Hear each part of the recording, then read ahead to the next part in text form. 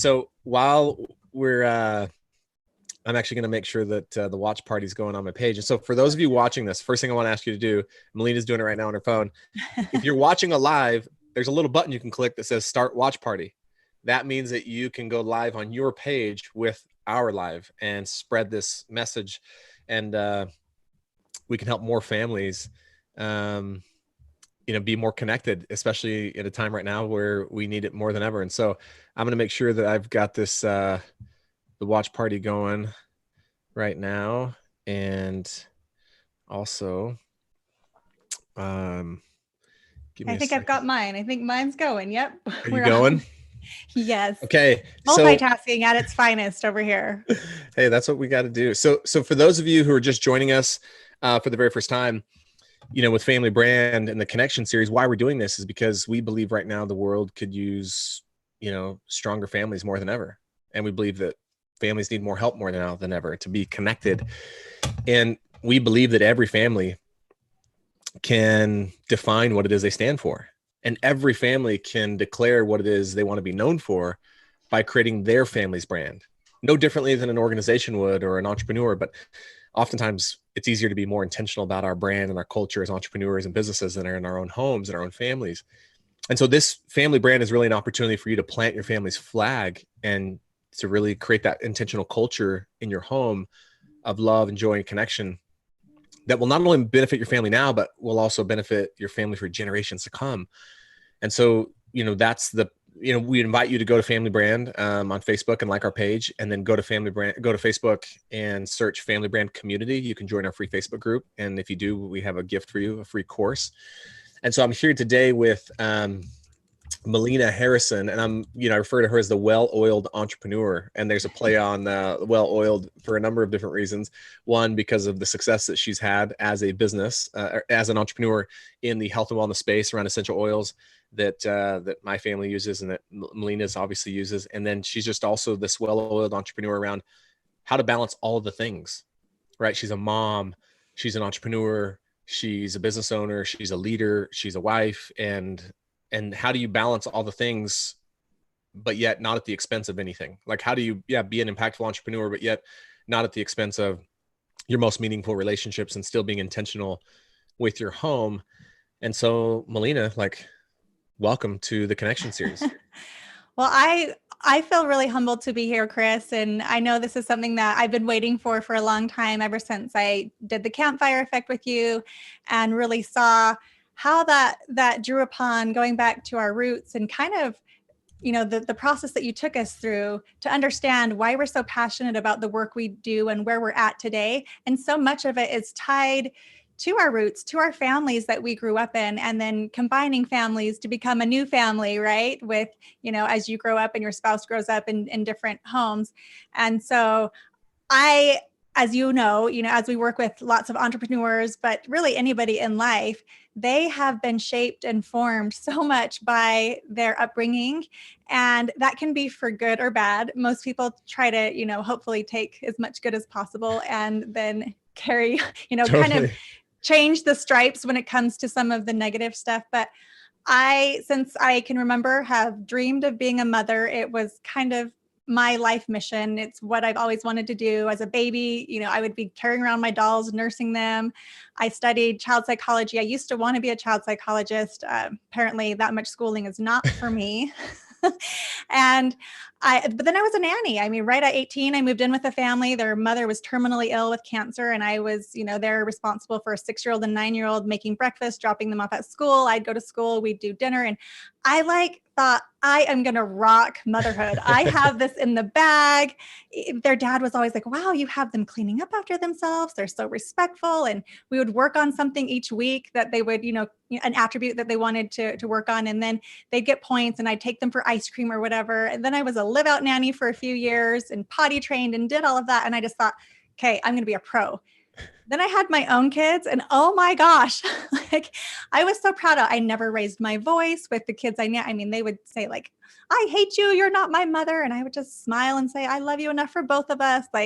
Patience to the end of the earth.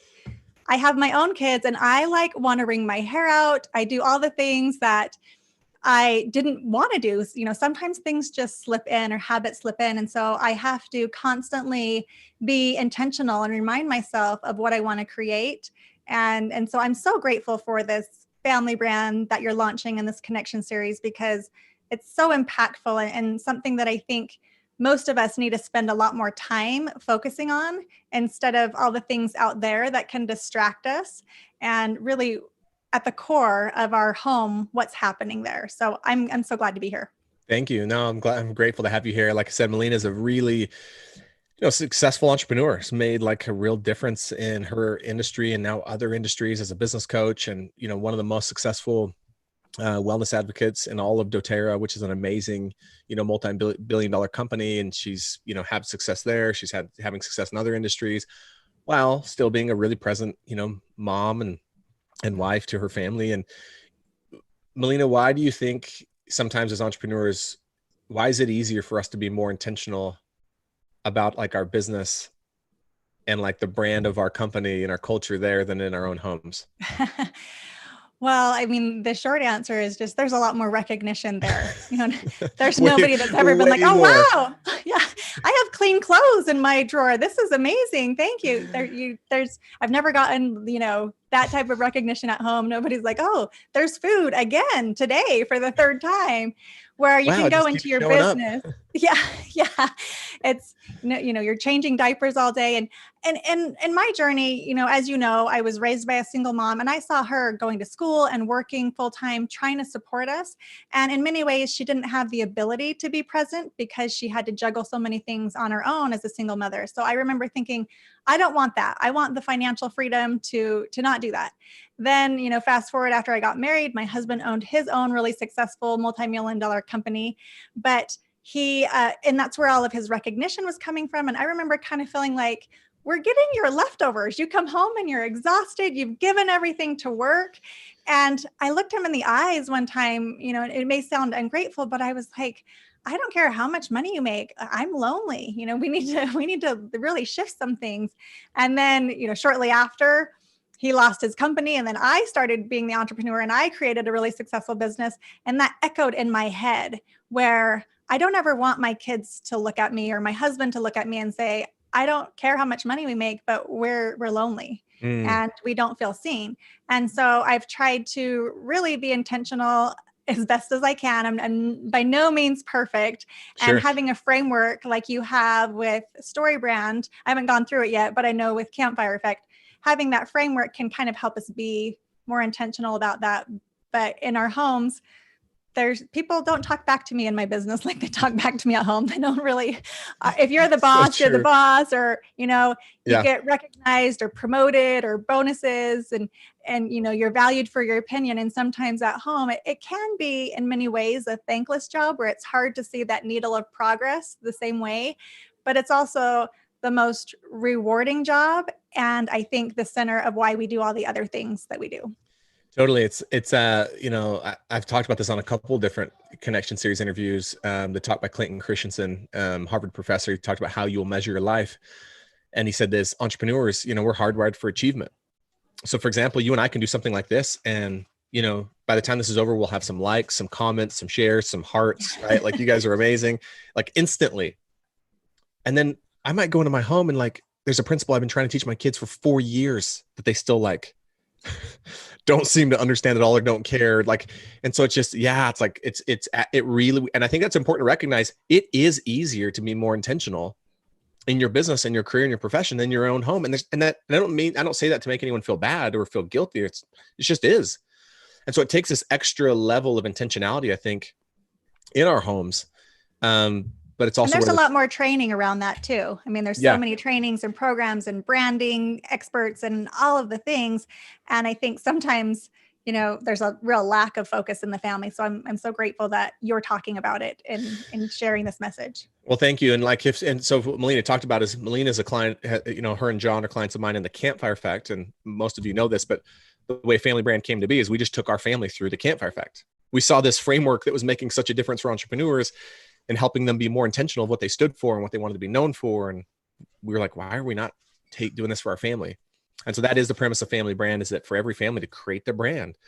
And so, okay, so Melyna, there's some really quick questions I ask all my guests that I don't ever prepare them ahead of time because I don't want them to have preparation and being able to answer these. You have to answer them on the spot.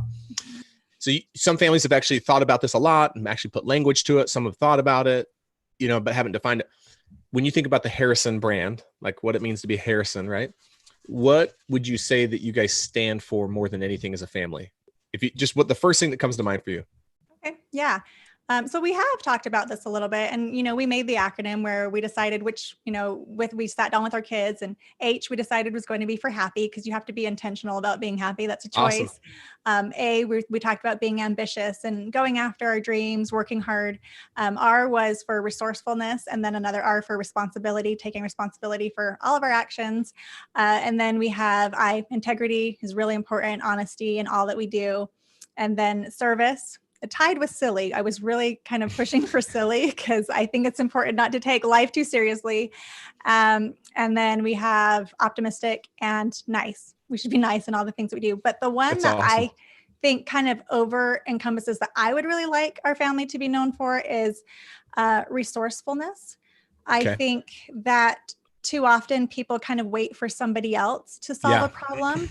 And I don't ever want my children to feel like they're a victim of circumstances, but always, like, I want little MacGyvers that just kind of look around, like, what can they take? Like a piece of duct tape, and they have a board game. My kids create board games all the time. Some of them don't make sense, but we play them anyways. And, they should never be bored. That's not my problem. They should be resourceful and create entertainment. I don't want them to, like my son wanted this whole Diary of a Wimpy Kid book series, my 8-year-old, and he reads like a book a day. So, okay, what do you want to do to create that? So we gave him some extra chores, and he was resourceful in trying to get what he wanted. Or my 14-year-old daughter is now doing extra things to try to save for a car in 2 years. So I want them to always feel empowered, that they can look at their resources, the skills they have, the opportunities they have, and they can always be empowered to change their circumstances or create whatever it is they want to create. Yeah, I think if there's one skill, like one gift that you could give kids to teach them resourcefulness, like, and I also know, like, for me as a parent, as a dad, one of the most frustrating things is when that sometimes doesn't happen. Like, we're sitting down at the dinner table and someone will be like, "I'm thirsty." And it's like, okay, good. It's like, it's like, hopefully our kids learn, like, oh, so that means I can get up and like go get a drink, right? It's like just even the little things like that, but it's so cool too when you do see your kids like, oh wow, like they had a challenge there and they figured it out, like they were resourceful. So this idea of like creating this culture of resourcefulness. The other question is, what do you want to be known for as a family? Like if my family was sitting around talking about the Harrisons, like really acknowledging you guys, man, that Harrison family, it's like, man, they just do this. Like, what do you want to be known for by other people as a family? Known for. Yeah, I mean, I would like to be known for as just action takers, instead of, and then that comes down into resourcefulness, obviously, but I would like to be known that, hey, if there's a problem, Harrisons probably have some good ideas, or if we want something to happen, the Harrisons can, make it happen.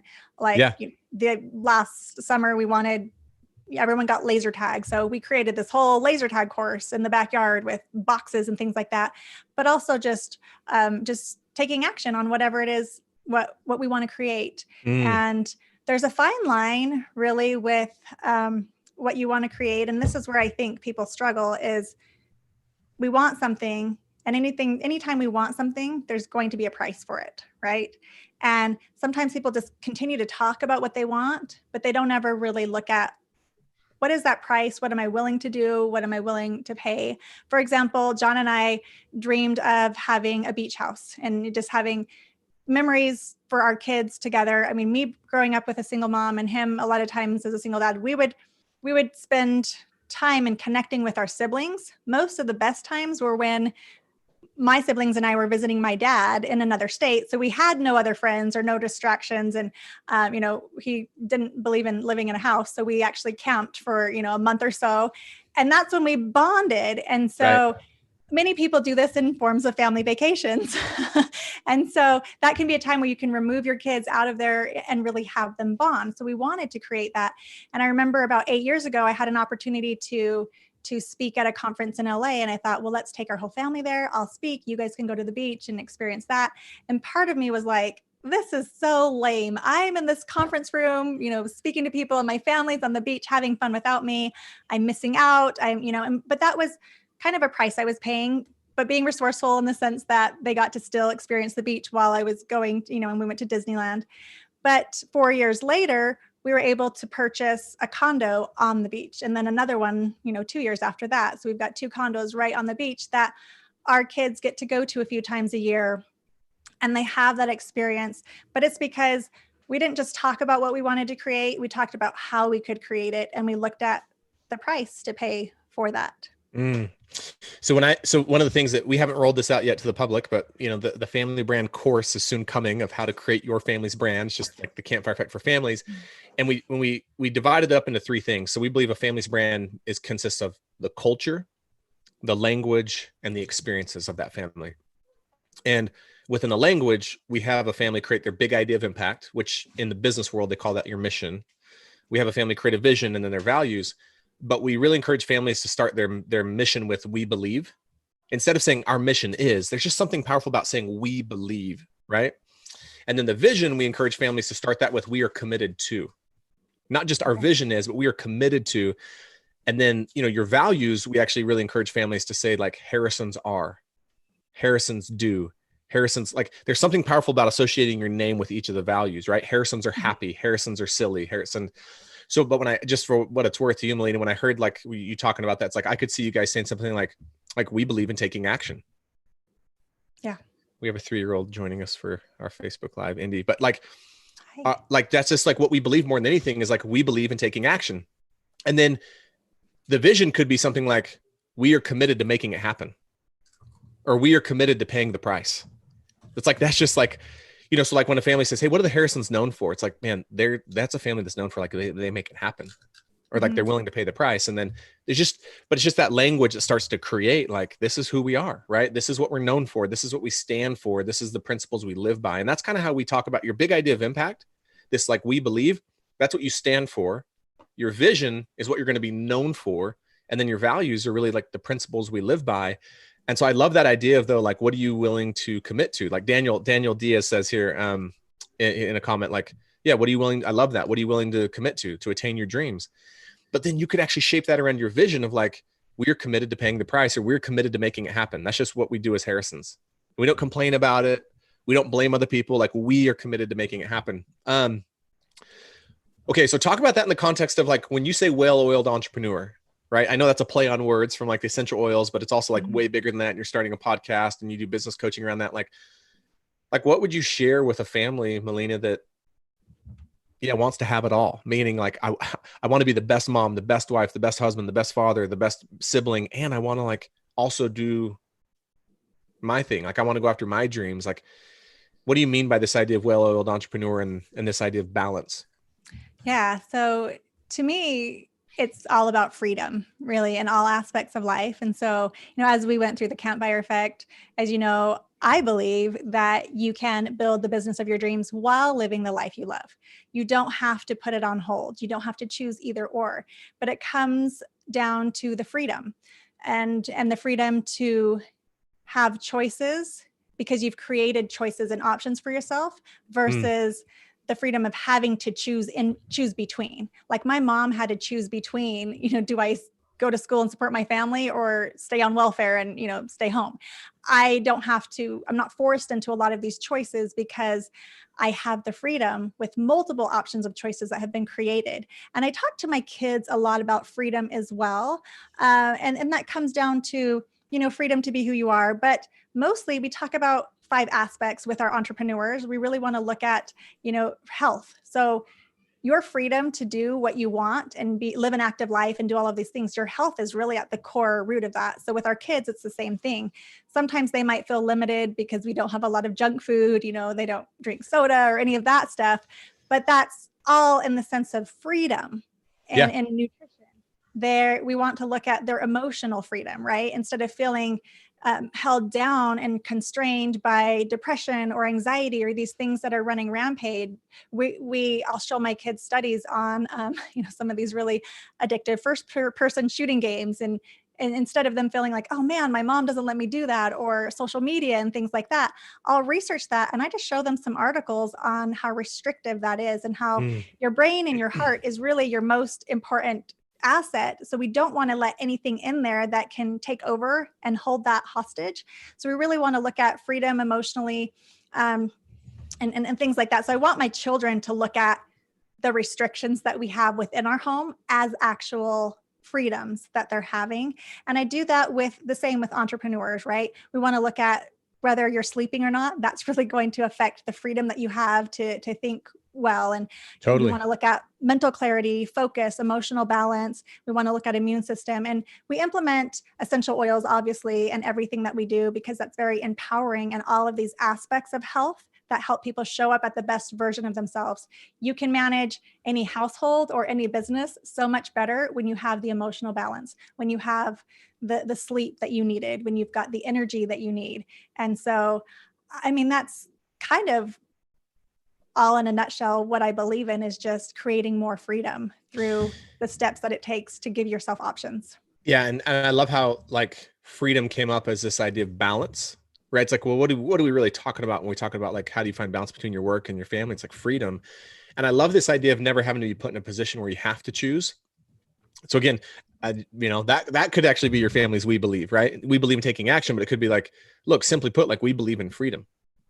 Like that's what, as Harrison's, like the thing we believe more than anything is we believe in freedom. And then you guys can unpack what freedom means for your family. And I love the idea of like, we're committed to making it happen. Right. And then we have these values that support that. And one of the things that I think, if you had one piece of advice for families right now, Melyna, because I know there's so many things you've done that have worked for your family. There's probably things you've tried that don't work for your family, just like I have. Like, what's something that just has the Harrisons be connected? Like, when your family's the most connected, what are the things that are just at play that would like you could share that might make a difference for a family right now to be more connected? I mean, I would say regular family conversations, whether that's in formal meetings, but we do, one-on-one time with each kid. And as I close out the day, so as an entrepreneur, we kind of close out our day, look at like, what did we get done? What do we need to, or even as an employee, whatever you're doing in your business, you usually kind of look at your day before you close it all out, make sure loose ends are met. I do the same process in my home, and I kind of have a little evaluation for myself and go through each member of my family to see how I actually connected with them that day. Did we have a conversation? Did we spend any time together? We have a parent-child journal that we do together. A lot of it came from a couple of years ago when you said that, your children, something about their happiness and their future is reflected in what they know about their past. So I started doing video interviews with, their grandparents and my mom's siblings and things like that. So I've done some video journaling with them during this quarantine time, but I also do a parent-child journal. We do things like that. And sometimes I get to the end of the day, like a few weeks ago, maybe a month ago, my 14-year-old was just on one of those where she's kind of in trouble all day long, like being sassy. I think she got sent down to her room early because she wasn't talking nice to her brothers. And we really want, like, everyone in our house should feel free to be safe in their own home, not be Totally. like bullied by another person in there. And so she just was in trouble a lot. And so as I was closing out my day, I'm like, yeah, my connection with her today was really off. Like it didn't feel good. So I went down into her room, and at first she's, upset and doesn't even want to talk to me, doesn't really want me there. And so I was trying to give her a hug and kiss goodnight, and she's like, kind of didn't want me to, but then leaned in, and we started having a conversation just to kind of, connect, because I wanted to end on a better note than what we had. And it came out that, and she just started crying, and came out that right before the quarantine, the day before, kind of school was abruptly ended, she'd kind of had this falling out with some of her friends that were talking about other friends. And she stuck up for her other friends. And, she felt like she was doing the right thing by not gossiping and whatever. And she just was brokenhearted, and it had been really stressful for her for the past few days. And it was one of those things that I got to have a conversation with her, and she shared her heart, and she cried and hugged me. And it went on a little bit longer than I probably wanted that late at night. But I ended my day knowing that we ended on a good connection. And I really feel strongly that if you don't listen to your kids during things that they're talking about that maybe you don't see as a big deal or you don't find entertaining. I can't tell you how many stories about Minecraft I've listened to. In fact, I agreed to play it one time. I'm like, I do not get why this is fun, but like, it's what one of my children chose to do as their one-on-one time. But if we don't take the time to listen and connect right now about the things that they're interested in, then later on, they're not going to come to us to listen to them. They're not going to open up. And so I really think that daily eval at the end of the day, checking in, where was your connection, even with your spouse? Where was that going? You know, maybe we needed to apologize, or maybe we need to, sorry, I was short with you about this. And yeah, I like to end my day pretty good. One of the, as you said that, there's a quote, and I just looked it up online because I couldn't remember it exactly. I remember it, but I can't remember who it was from. But Andy Stanley said, "Leaders who don't listen will eventually be surrounded by people who have nothing to say." Yeah, I like and that. man, if you swap that out for parents and children, like parents who don't listen will eventually be surrounded by children who have nothing to say. And I was like, wow. Like, and what's interesting is one of the things you said too. So in the first pillar of the family brand framework, culture. So we have culture, language, experiences. And, you know, Melissa and I, the way we're going to teach family brand, a lot of it is what we've gleaned from Campfire Fact, but it's also just kind of what's made the difference for us. And so we're, you know, we've beta tested this with some families, and we're like, man, is this part useful to families? Maybe this part's useful to us, but not other families. And there's this one part that I was kind of questioning, and it's the first pillar of culture, which is called creating and holding space. And I was wondering, like, should it be a part of the family brand framework and helping a family create their family brand and their culture? And then as we beta tested it with a few families, they were like, that was one of the most meaningful parts. And it's this idea that, like, can we really create and hold space in our homes where every member of the family, mom, dad, everyone, children, everyone feels safe to be seen, heard, and valued for who they are as they are, without judgment. And that's way easier said than done. Yeah. Because sometimes it's really hard to hold space for certain like thoughts or ideas, or like, but it's like, imagine what's possible. Like you said earlier, like, if we can hold that kind of space, and when we don't hold that kind of space, yeah, like, it's, you know, there isn't possibility. But like, I also see that's what you did with your daughter. Yeah, you went and connected with her, but it was in that connecting with her, you created space for her to really share. But, you know, this idea of really, like, and one of the most amazing experiences I've ever had around this idea of creating space is I went and worked with a company in Salt Lake, actually, and I was there to help them with their mission, their vision, their story, their message. And I walked into this company, Melyna, and I was like, it didn't take me long being there talking with some of their team members. I was like, this is the most amazing connected culture inside of a company I've ever seen in my life. And it was a smaller business. They're an advertising branding agency. And I was like, I really think these people would like step in front of a car for each other. Like, literally, truly, like these employees would like take a bullet for like one of the founders. And I was like, what creates that? And then I was shocked when I found out they'd never created a mission statement. They had never created a vision statement.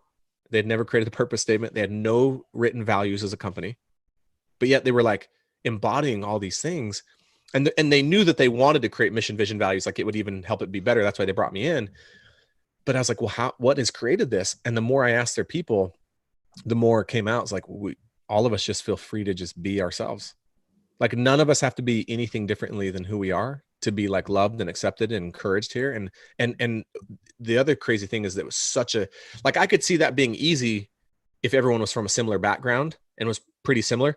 They were from all different walks of life, diverse backgrounds, religious, not religious, liberal, conservative. And yet they were all equal in that company. And so it's like, man, the greatest mission, vision, values in the world don't matter if there isn't space for people to actually be who they are. But I love it. But when you have both, right? When there's a space for people to be who they are and express their thoughts and their ideas, and the values that encourage that, you know, and the mission and the vision. So you saying that, just like, I just think it's really, really profound, is like, can we really create space inside of our home? Yeah. And that's true freedom, right? So if what we're really trying to create is freedom, you're not free if you can't be who you are. If you're not free to pursue your passions. Our oldest son is just hardcore into hockey, which my husband loves. Our second son went to every practice crying for like a year and a half before we're like, okay, I don't think he's going to start liking it. And that was a little bit hard because they like different things, Yeah. but we want them all to be free to be themselves and like what they want to like. I want them to feel free to ask questions, Yeah. respectful questions, but to feel free to question if something doesn't make sense, they can ask that. Yeah. And feel free to share their opinions and not just feel, like seen, but heard. Not only are we okay with them kind of doing their own thing off to the side, but like we see them and they're a valuable member of our community. We talk about community in our house quite a bit.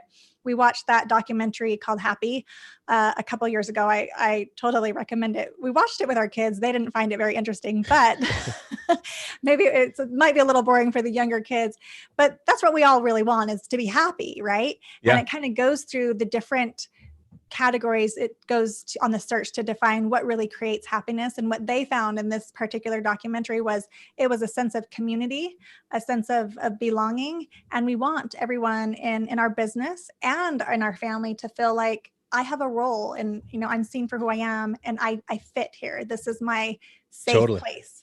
And I know you were talking about that company with different walks of life and different backgrounds.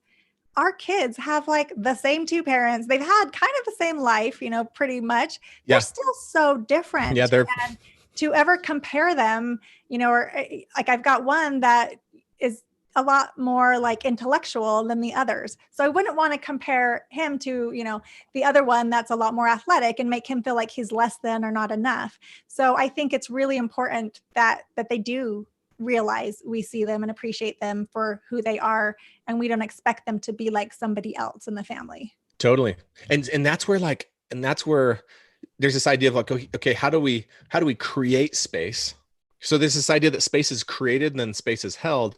And we believe that space gets created with love, and then it's held with no judgment, which is way easier said than done, right? So it's like, if I really love someone for who they are as they are, that creates this really cool space for them to come in.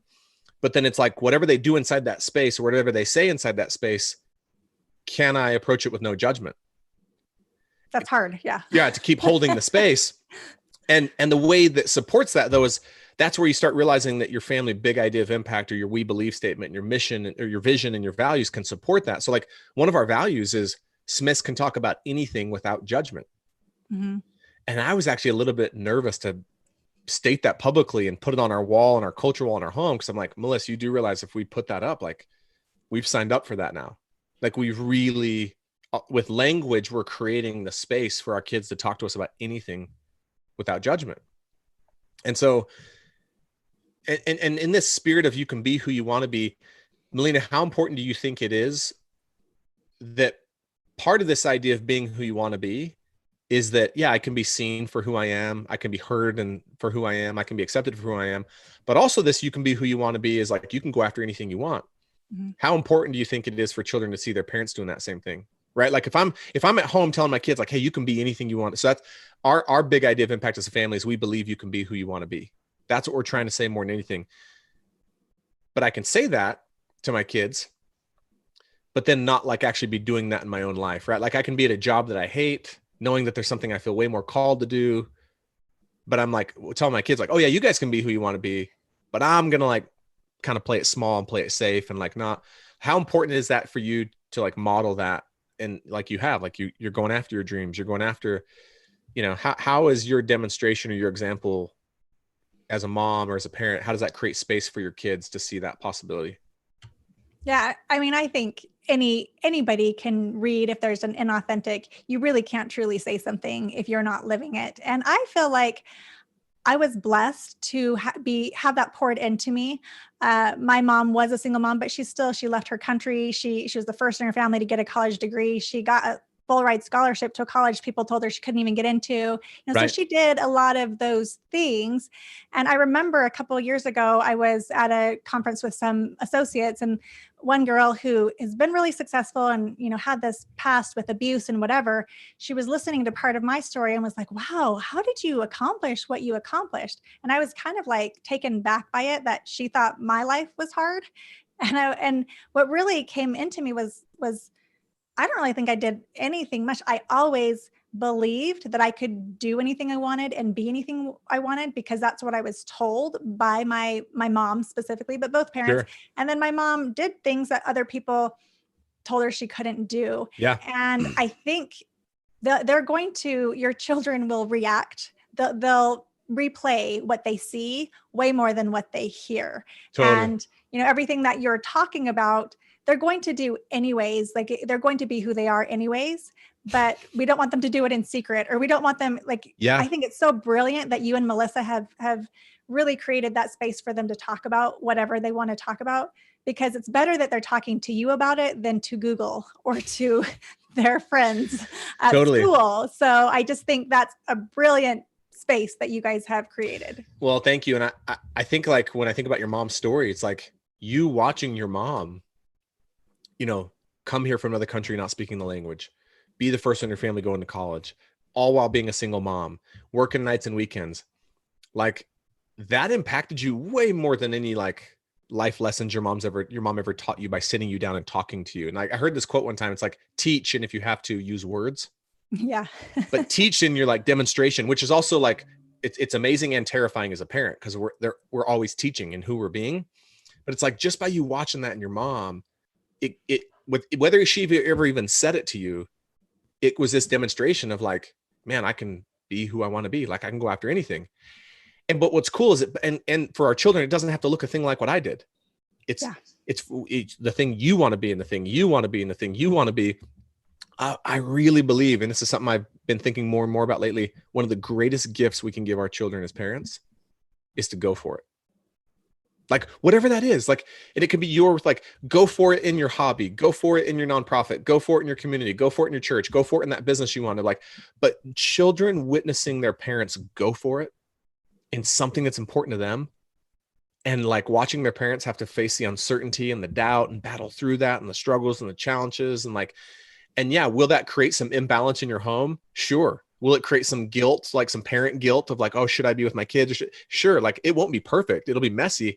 But I really believe one of the greatest gifts that we can give our children, and one of the most powerful things we can demonstrate to our children, is like seeing us go for it, because that's us saying like, I believe in myself enough to go for it. Like, I believe in myself enough to be who I want to be. And look, I believe that if there's one thing that our children leave all of our homes with, and that is a belief in themselves and love for themselves, like, anything's possible. But for sure. Because what's interesting, Melyna, like, the hard lesson I learned is there's a quote that you're probably familiar with from a religious leader, a spiritual leader, that says, teach your children correct principles and let them govern themselves. And I saw someone recently that added to that, teach your children correct principles and let them govern themselves, because they're going to anyways. And it's like, so it's this idea that not only can you be who you want to be, but like, children are going to eventually be who they are anyways. But here's the question. Are they going to be who they are because we encourage that and foster that, and they're leaving our homes with that foundation and that runway? Or are they going to have to work like heck and like crazy later in their life to overcome a lot of the things we put in their way as barriers to be who they already are? Because they're going to be who they already are eventually. It's just like, are we given a foundation they can build upon for that? And to me, it's the same conversation as like you would have in an organization, but we just have this amazing opportunity. One of the things that Melissa's always saying, she was the first one that said it to me. She's like, because I was paying money to go develop, I was paying money to go to these leadership courses, and they were really transformational for me. And she came to a couple, and we're investing in all this money and time in it, like developing our leadership. And she was like, this is amazing. We're doing this and we're learning a lot. But she's like, you do realize the greatest leadership development opportunity in the history of our lives is in our own homes. Mm-hmm. Like, if there was ever a place to develop leaders and develop leadership mindset, but again, are they leaving our homes with that foundation, and then anything else they do is building upon it? Or are they going to have to go learn all of that and overcome? And so I just love, what you're talking about there with your mom. I think leaders are the hardest children to raise, to be honest.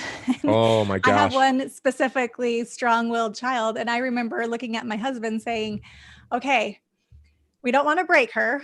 Like, these are good leadership skills. I can see like the determination and, that stubbornness kind of thing. It said, we just need to teach her to use her powers for good instead of evil, but we don't want to break it. Like, we don't want to.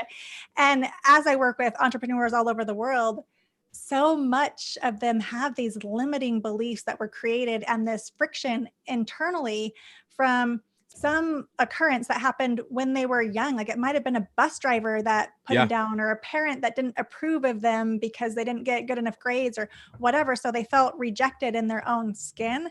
And there is so much work that has to be done to kind of unpeel that, to let them truly be who they are. Cause they're like halfway who they are, halfway embarrassed of who they are, halfway going for it, halfway apologizing for it. And it kind of creates this big mess. And if we can really foster in our children being free to be who they are. And I believe a big part of doing that is, as a parent, one of the hardest things is not jumping in too much. I want to avoid as much trauma as possible for my children. I think trauma really creates deep wounds that ripple effect in their life. So we don't want trauma happening, right? But struggle, on the other hand, that's something that I can appreciate. And it is hard sometimes when they're struggling, that you're just like, oh, I just want to swoop in and help you with this. But teaching them how to struggle really teaches them how to take action and gives them that confidence of overcoming something themselves versus feeling like they have to depend on you for everything. And when you swoop in, you're telling them and sending that message that you didn't think that they could do it on their own anyways. So you're going to come in and do it for them. Yeah. One of the things that's amazing about that is, like, I do think a lot of kids leave with like, they're like half kind of like, I kind of half know who I am, but then the other half is like who I'm supposed to be and who I should be. And this battle between like who I'm supposed to be and who I should be versus who I really am. And if we can just remove more of that, but this idea, like you said, of like, when we step in and do something for our kids that they could do themselves, it tells them a number of things. It tells them like, hey, I don't really see you. I don't believe you're capable of it. And that's the college admission scandal. I watched a talk about that recently by Marcus Buckingham, this really amazing thought leader who's big in the strengths movement with StrengthsFinder, which you're familiar with. He's a huge thought leader in that. Well, he did this talk. I didn't know his ex-wife was one of the ones who took part in it, like paid for two of his children to have someone cheat on their SAT. He didn't know about it. And he said, now to the outside looking in, someone might be like, oh, mom that made a mistake. He goes, you know what that told my kids? What that communicated to my kids is like, I don't see you. And if I do, I don't like what I see. And I don't believe in your ability to like be who you are. So I had to go do this for you.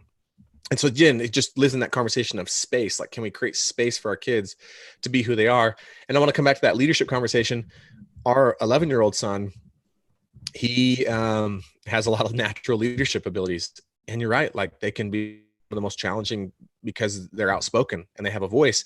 And luckily he had a really wise preschool teacher that when he was little, my wife one time was kind of apologizing for how much he would talk in class, and like, blurting out became a thing. Like, that we talk about, hey, did you blurt out today? Right. Like, and she was like, oh no, you don't want to we don't want to squash that in him. Those are like natural leadership skills and abilities that are going to allow him to be really influential. And we want to foster that in him. And it's like, yeah, but again, that's like that to me, that whole conversation lives in this place of, can we grant kids like that space enough, but also still be clear though on what we do and what we don't do and what it means to be a Smith. Okay, Melyna, we've gone over time here, but I love, because it was an amazing conversation. Thanks you for being on. Any last advice you would give to families, or anything that you would share based on kind of the discussion we've been having?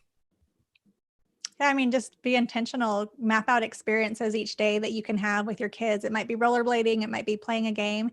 And obviously, get on the family brand course, because sometimes it's hard to know where to start with all the things. And so when you have that format to kind of go through, you can start the conversations and really shape intentionally what you want to create in your home, which is probably the meaning and the reason behind everything else you're doing that sometimes ends up distracting you from your actual home. Yeah. And I think Melyna and I, you guys probably noticed, we share a favorite word, and that's intentional. Like, I've heard Melyna use it a lot. I use it all the time, but it's really true. Like this idea of what Melyna really, what they want to create more than anything in their family is freedom. Freedom doesn't happen by accident. Like freedom is an intentional creation. And it's this idea that like every family already has a culture in their home. The question is it a culture by design and intentionally created, or is it a culture by default and just kind of whatever comes in? And we just really have this tremendous opportunity to create a culture by design, and for us again to decide what we want to stand for and plant our family's flag. And so thank you for watching this and supporting. Please share this. You can follow the connection series by going to our Facebook page, Family Brand, and like our page. And then if you go into Facebook and type in the search Family Brand Community, you can join our Facebook group. We have a gift for you, a course that we just created. It's amazing. And we're really excited. We will be launching the Family Brand, official course of creating your family's brand. So Melyna, thank you for coming on. Amazing nuggets in here today for families. Yeah. And Melyna is an amazing demonstration of someone like that. You really can go for it. Like Melyna is being who she wants to be, and she's creating a really impactful, really successful business. She's being intentional with her children. She's showing up in her family. And yeah, like same was what Melyna said earlier. Melissa and I are not sharing this with the world because we're some perfected body of work. We're sharing this with the world because it's made a difference for us. And this forces us to stay intentional and stay in the conversation. Yeah. And Chris, I just wanted to say really quickly, I mean, I've gotten to know you and Melissa over the past couple of years, and we've been on vacations together. I've seen you interact with your 5 kids have been to my house and gone down our slip and slide. And, we've seen you interact. And so I think it's one thing to, take business and try to put it into a format that can work for families. And it's another thing to actually live it like you do with your 5 children and with your wife. And I really appreciate how you can come to this so authentically and in a way that people can connect to and relate to and actually change their brand and their home. Well, thank you. Yeah. So that's what, like my vision is that we help thousands and thousands of families like plant their family's flag, and like, this is us. This is what it means to be a Harrison. So, okay. Thanks, Melyna. You're incredible. Where can we go to learn more about you? MelynaHarrison.com. Yeah. MelynaHarrison.com or Well Oiled Entrepreneur, or I'm on Instagram, Facebook, all the things. Melyna's on all the things. WellOiledEntrepreneur.com, MelynaHarrison.com. Okay. Thank you guys. We'll be back on here a little bit later today with Tucker Max. One of the only, I think he and 2 other people are the only people that have written 4 New York Times. He's a smart guy. He's a really smart guy. Yeah, Melyna and I, the mastermind Melyna and I met at, actually Tucker's part of that. So, okay. Yep. Thanks, Melyna.